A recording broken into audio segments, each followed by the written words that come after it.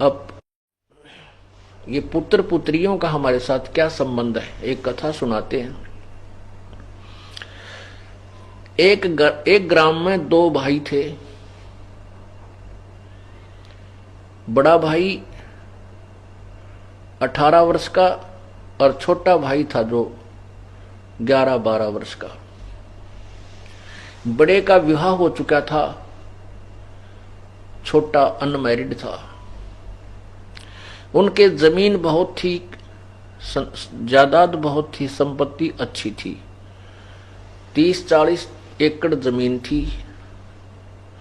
एक दिन बड़े भाई और उसकी पत्नी के मन में क्या हुआ कि वो छोटा भाई बीमार हो गया, बुखार आ गया। महीने 1.5 महीने 20 दिन वो बुखार ठीक ना होया, मोती जारा निकल आया। वो सूख के चारपाई पे पड़ा सा दिखे, थोड़ा सा, वैसे मरने की हालत में नहीं था, कमजोर बहुत हो गया था। माता पिता थे नहीं, मृत्यु को प्राप्त हो चुके थे। तो उस भाई और उसकी पत्नी के मन में क्या दोष आ गया कि ये हमारे पैसे खर्च करवा रहा है, बीमार हो गया और ये मर जाता बढ़िया है, इसको मरवा दिया जाए। अब बीमारी का ही बहाना हो रहा है, लोग ने सोचेंगे बीमार था और सारी संपत्ति अपने को मिल जाए। कहते हैं लालच नीच नकीब है इन फौजा माही। दोनों की एक सलाह होगी। वहां एक वैद्य था, उस वैद्य से मिले जो उसका ट्रीटमेंट कर रहा था। उससे कहा कि तो हम आपको कुछ पैसे दे देंगे, इसको विष दे दे, ये मर जा। तो उसने भी अपने 500-400 रुपये कह दिए, 500 रुपये लूंगा, मैं दे दूंगा विष। वो 500 रुपये उस वैद्य ने लेकर उसको दवाई के रूप में विष दे दिया। वो लड़का मर गया। लड़का मर गया तो कोई बात नहीं, बात खत्म हुई, कोई चर्चा चली नहीं, भी बीमार था। उठा के कुल के लोगों ने अंतिम संस्कार कर दिया। अब वो सारी संपत्ति उनके पास होगी और 1 वर्ष के बाद उनका एक लड़का हो गया, जब तक कोई संतान नहीं थी। अब इकलौता पुत्र और कोई संतान हो ही नहीं।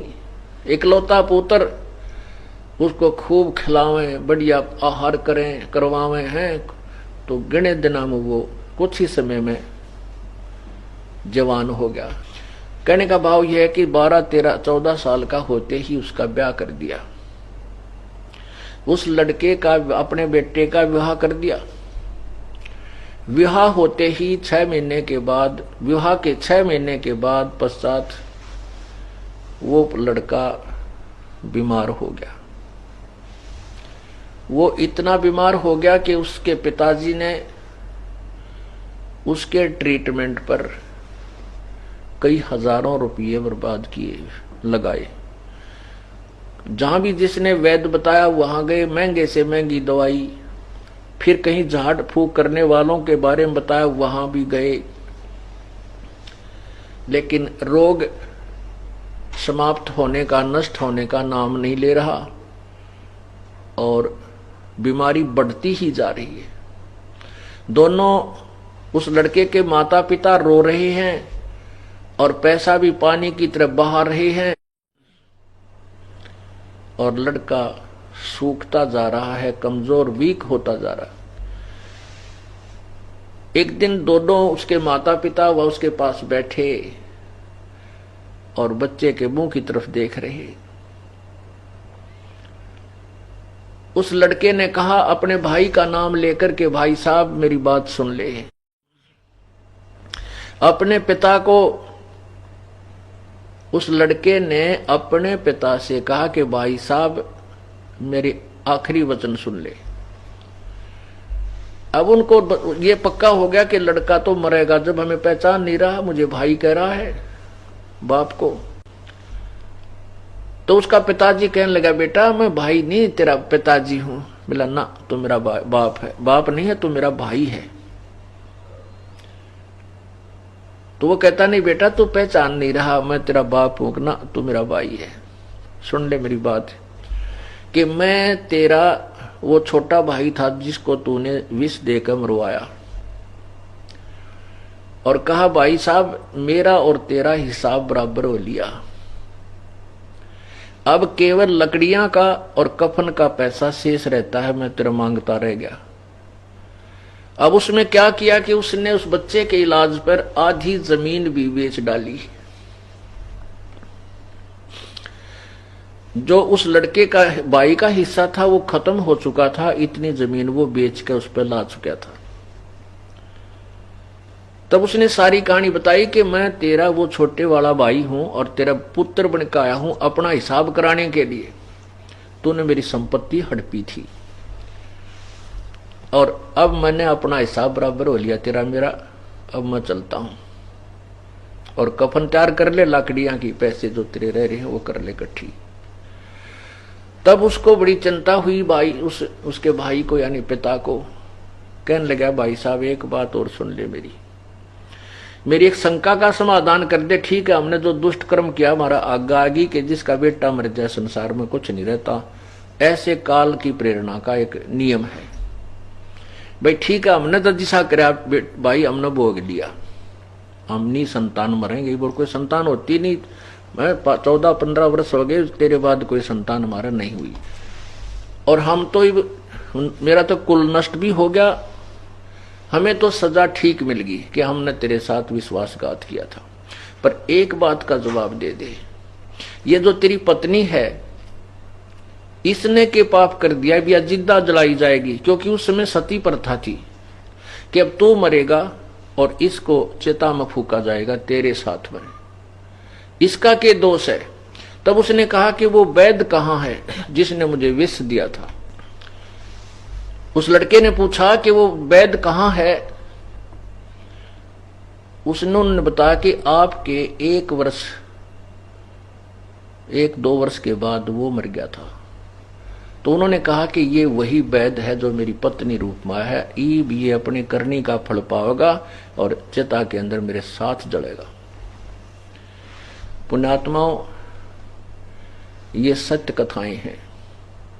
परमात्मा यही बताना चाहते हैं कि एक बेटा बीमार हो जाता है और लाखों रुपए बर्बाद करके मृत्यु को प्राप्त हो जाता, उसका हमने कभी किसी जन्म में खा रखा था, उसको ले रखा था, वो बराबर कर चला। एक लेवा एक देवा दूतम, कोई किसे का पिता न पूतम, ऋण संबंध जुड़ा एक ठाठा, अंत में सब बारा बाटा। पुण्यात्मा ये घबराना नहीं कि ये पुत्र हो गए फिर तो हमारे ये लड़ यार आगे, बेटी होगी ये भी लेना आगे, कोई बात नहीं, ये तो है इसमें कोई डाउट नहीं। लेकिन अब हम परमात्मा की पावर से जुड़ गए, इनका लेन देन वो भगवान आसानी से करवाओगा। और इन बच्चों को भी राम नाम मिल गया, आपको भी मिल गया। ये परमात्मा आपके सूली को सूल में कांटे में टालने लग जाएगा, क्योंकि आप परमात्मा की पावर से कनेक्टेड हो गए। जैसे एक तो हम हाथ से सानी काटा करते, पशुओं का जो चारा था एक चक्कर वाला गंडासा होया करे, अब भी है वैसे, सबके तो मोटरें नहीं लगी हैं, तो फिर वो हाथ से ऐसे काटा करते हैं और एक जना उसमें वो गहरे लाया करता चारा काटने के लिए, उसके प्रणाल से में 1-2 जने लग कर, कितने कठिन काम था। और फिर ये अब बिजली का कनेक्शन मिल गया, बटन दाब देते हैं और उठा उठा कर वो चारा उसके डाल लगाते रहते, cut cut cut cut cut 1 घंटे के अंदर ढेर लगा देता है। यानी कितना आसान हो गया वो काम।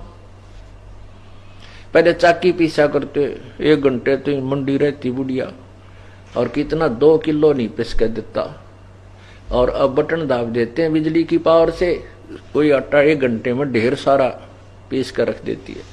तो ऐसे ही आपको परमात्मा की शक्ति यानी बिजली का कनेक्शन मिल गया। आप ये चिंतित ना होना, अब तो ये तो है, इसमें तो कोई शक नहीं, बेटा और बेटी हमारे पिछले संस्कार से जुड़े हैं, ये नो डाउट। अब हमने परमात्मा की शक्ति का सहयोग मिल गया है, ये आसानी से निमट जावांगे हम, हमें दुख ना होगा। कष्ट नहीं होगा।